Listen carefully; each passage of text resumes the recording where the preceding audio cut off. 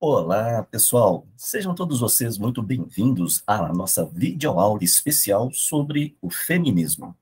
Nesse primeiro momento, vamos promover as reflexões antropológicas relativas a esse tema. E então, vamos lá? Sejam todos vocês muito bem-vindos. A nossa aula possui alguns objetivos. O que nós procuramos buscar através desta aula temática? Primeiramente, trabalhar as origens antropológicas das distinções sociais entre homens e mulheres. Se existe alguma distinção, por que ela existe? Por que o homem se coloca em um estágio superior ou então numa posição de supremacia em relação à mulher até os dias atuais? Segundo, avaliar a importância da atuação da mulher ao longo da história. Em que momento eu percebo a importância do protagonismo das mulheres? Terceiro, caracterizar as diferentes fases do movimento feminista. Historicamente, são 3 fases. Eu vou procurar explorar as 2 primeiras fases em especial, que são mais estratégicas neste momento para a melhor compreensão do nosso projeto. Uma coisa é falarmos da mulher ao longo da história. Outra coisa é falarmos do movimento feminista, que é um desdobramento natural da sua trajetória. Quarto objetivo, refletir os desafios, os avanços, as perspectivas dessa trajetória do gênero feminino. Quinto e último objetivo, no Brasil, em especial, identificar as conquistas e os desafios do movimento feminista. Muito bem, pessoal. Portanto, sem a mínima pretensão de querer esgotar a importância deste tema tão relevante, espero construir aqui com vocês uma breve linha do tempo sobre o protagonismo da mulher ao longo da história. Com muita humildade, vamos procurar refletir sobre a importância da trajetória feminina para a sobrevivência e, principalmente, para o progresso da espécie humana. E então, vamos lá? Bom, então essas seriam as nossas propostas para essa aula temática. Primeiramente, para trabalhar tudo isso, a gente pode partir da emblemática questão que aflige a humanidade até hoje. Quem somos? De onde viemos, para onde vamos? Essas três perguntas, elas instigam teólogos, cientistas, religiosos, etc. São perguntas, logicamente, muito complexas, mas a primeira delas, quem somos, do ponto de vista científico, é possível responder. De onde viemos, para onde vamos, é algo mais problemático, mais filosófico. Mas o quem somos dá até para responder do ponto de vista científico. Quem somos? Olha, somos seres vivos. Somos seres vivos da família dos hominídeos, do gênero Homo e da espécie Homo sapiens. A palavra humus vem de humus. Humus quer dizer barro, terra, pó. Segundo a Bíblia, viemos do pó e para o pó voltaremos. Então a ideia é essa: o ser humano é um ser da terra, é um ser do barro, ele veio do barro, ele é um ser terreno. Na Roma Antiga, costuma-se fazer essa leitura para trabalhar a distinção com seres divinos.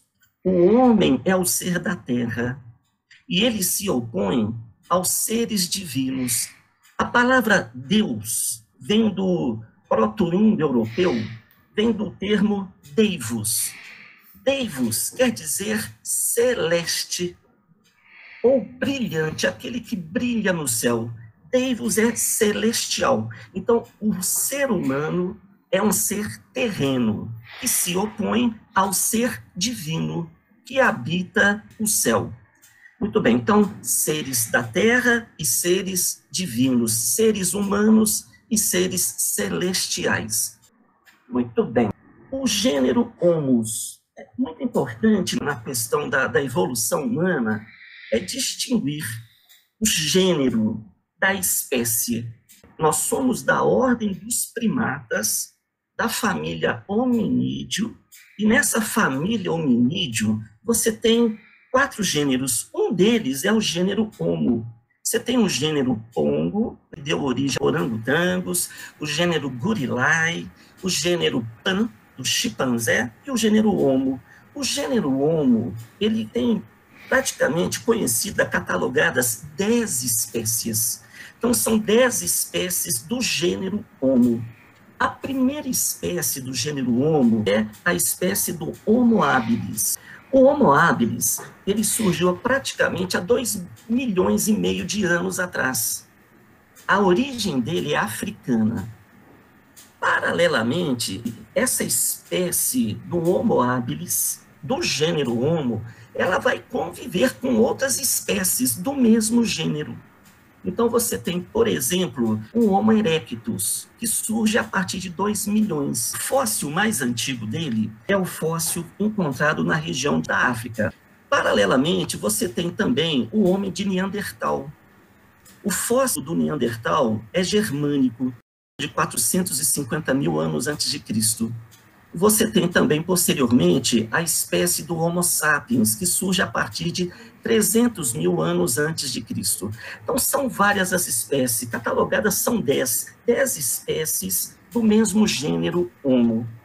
Das espécies que sobreviveram, apenas a última, Homo sapiens. E o Homo sapiens também é originário da África.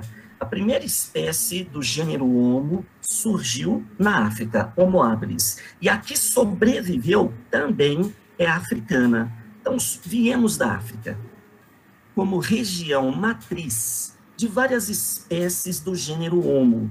O Homo habilis, ele veio aqui da região da Tanzânia. É daqui que veio o Homo habilis. O Homo sapiens sapiens é da região de Angola. Angola, na fronteira com a Namíbia.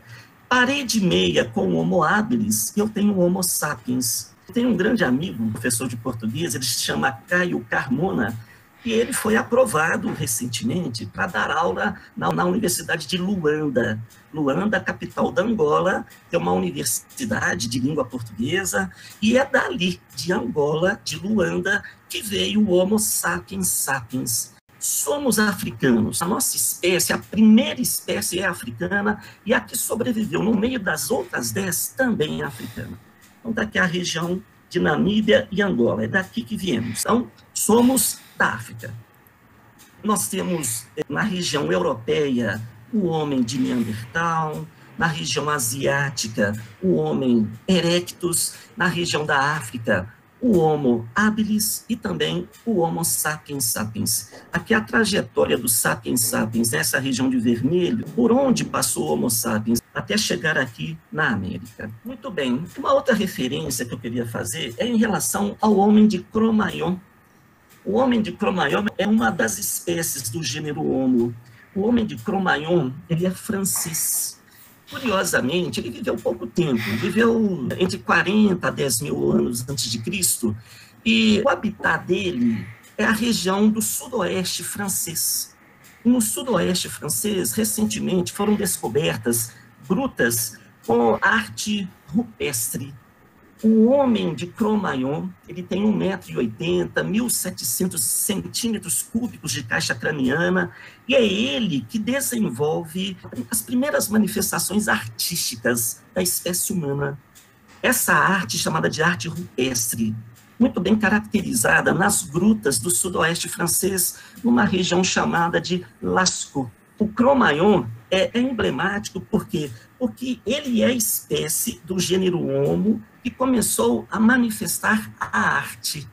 Então, quando a gente fala muito em França, a gente sempre associa a França com uma referência emblemática da cultura francesa, educação francesa, arte francesa. Isso não é por acaso. Curiosamente, houve na região francesa uma espécie que teve essa sensibilidade, a sensibilidade artística. Ele vai pintar nas grutas referência da caça, é uma relação mística. Antes de sair para a caça, ele se desenha na parede para dar sorte, adorna os seus instrumentos domésticos, instrumentos de caça com a arte. Então, a arte, ela é uma manifestação já do final do Paleolítico e ela é uma herança dessa espécie, o homem de Cro-Magnon. Muito bem. Trazendo agora para a nossa reflexão, a natureza humana. Geralmente, existe um discurso em que se coloca a natureza humana como uma natureza marcada pela violência. O homem é violento, o homem é egoísta, a espécie humana é uma espécie territorialista, competitiva. De onde vieram tantas características assim tão agressivas? Muitas pessoas, alguns cientistas, tentaram justificar essa natureza humana a partir da natureza do chimpanzé. Quem é o chimpanzé? O chimpanzé é um ser vivo que tem uma carga genética muito próxima do ser humano. 99,4% da carga genética do chimpanzé é idêntica à carga genética do ser humano. E o chimpanzé também tem um comportamento muito parecido com a da espécie humana. Eu tenho também um chimpanzé que é competitivo, territorialista, que urra mais na floresta, que é um pouco mais agressivo. O homem é mau por natureza. Esse é o elemento do trabalho do Hobbes, Thomas Hobbes. Thomas Hobbes é um escritor inglês que em 1651 escreveu uma obra chamada O Leviatã. E nessa obra, ele entende que o homem nasce mau. E por ser mau por natureza, é necessário estabelecer um acordo em que o Estado se torne absoluto. Vamos fazer um contrato para evitar que o homem mau seja o lobo da própria espécie. É necessário fazer um contrato com o rei. A espécie humana delegaria plenos poderes para o rei, e a partir desses plenos poderes, o rei, com ilimitados, despóticos poderes, com despótica autoridade, evitaria que o homem, que é mau por natureza, destruísse a própria espécie. Então, essa leitura da natureza humana, ser uma natureza pervertida, ser uma natureza extremamente competitiva, predadora, uma natureza do mal, ela acabou estimulando também essa leitura política. O homem é mau e, por ser mau, ele é o lobo da própria espécie. Para evitarmos que o homem destrua a própria espécie, vamos então construir um estado do mal. mas o mal necessário. O estado absoluto é mal, mas o mal necessário, porque é esse estado do mal, esse estado despótico, que vai evitar que o homem destrua a própria espécie. Então, isso é um tipo de leitura desdobrado dessa referência da natureza humana. Para nossa sorte, nós temos um primatólogo holandês chamado Frans de Waal, que vai dizer não. O chimpanzé, ele representa, de fato, uma espécie. O gênero do chimpanzé é o gênero Pan. E no gênero Pan, eu tenho duas espécies. Eu tenho o chimpanzé troglodita e eu tenho pampaniscus.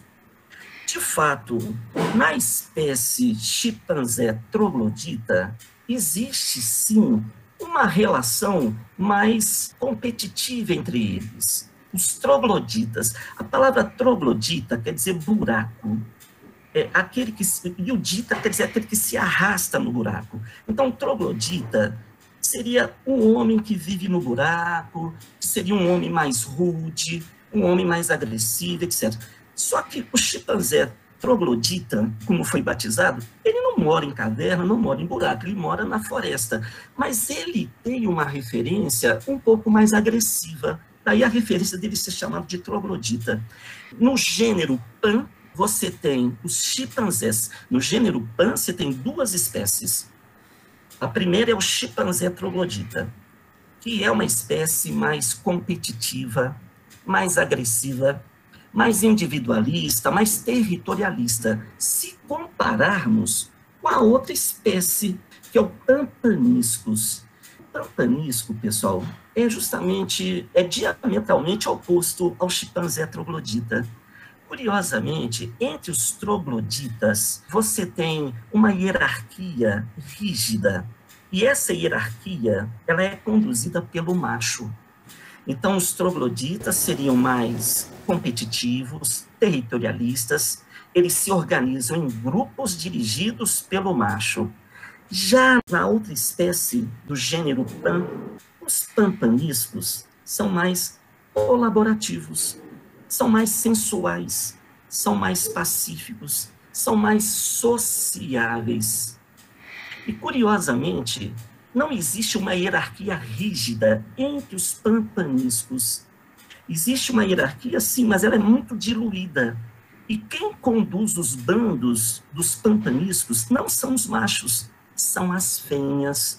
Então, vejam bem, pessoal, o Frans de Waal, recentemente, ele traz para a tona uma nova janela de analisarmos a natureza humana não pelo lado do troglodita, não pelo lado daquele chimpanzé que é agressivo, que é competitivo, que urra mais forte na floresta, que é mais egoísta, individualista. O homem é egoísta, sim, é individualista, sim, é agressivo, é competitivo, tenta resolver tudo através da guerra. Então, somos isso porque a espécie mais próxima do ser humano também é assim. Aí o Frans de Waal fala, mas esse gênero do Pan, ele tem uma outra espécie, que não é agressiva, que não é competitiva, pelo contrário, é alegre, é sociável, é colaborativa, são os pampaniscos. Então, ele abre a possibilidade de uma nova reflexão sobre a natureza humana. Então, do ponto de vista antropológico, se for para comparar o gênero Homo com o gênero Pan, que nos compare com o pampanisco e não com o troglodita. Temos uma carga de troglodita, sim, mas temos também e podemos também desenvolver a nossa carga de pampanisco, sociáveis, colaborativos, alegres, brincalhões, compartilhadores, a referência nova para se discutir natureza humana. Muito bem, pessoal. Encerramos dessa maneira as nossas primeiras reflexões antropológicas relativas ao tema do feminismo. Na nossa próxima videoaula, concluiremos as reflexões antropológicas, abordando as suas considerações finais. Muito obrigado pela atenção de todos vocês, um grande abraço e até a próxima.